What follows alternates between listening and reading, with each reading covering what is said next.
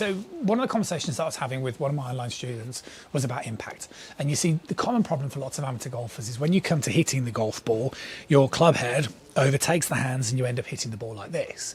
Now, I understand this because obviously if I sort of hit the ball like that, it feels as though I can get the club face square.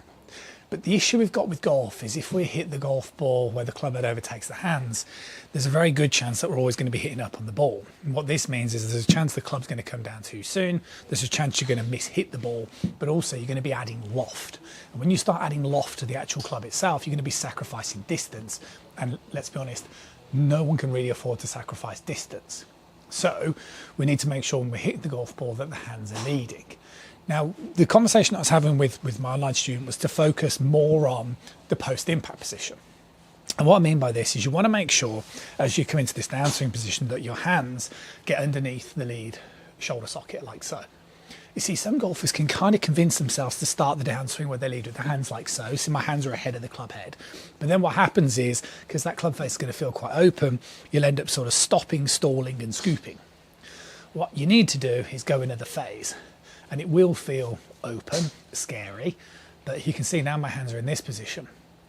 Now what happens from here is I can just, as my hands keep moving, I can square the face. And this is the important thing, you can never stop. If you stop moving the hands and you let the rotation take over, it'll always kick the club out.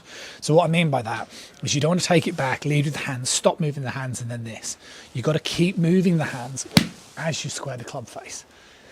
And that's what's going to give you the ability to produce the impact. So my advice would be focus on getting the hands to the lead shoulder socket before trying to worry about squaring the face.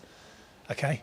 And just practice that and just experiment with it. And remember, if you ever need any help, right, you can get a free swing diagnosis to make sure you're working on the right stuff through the website.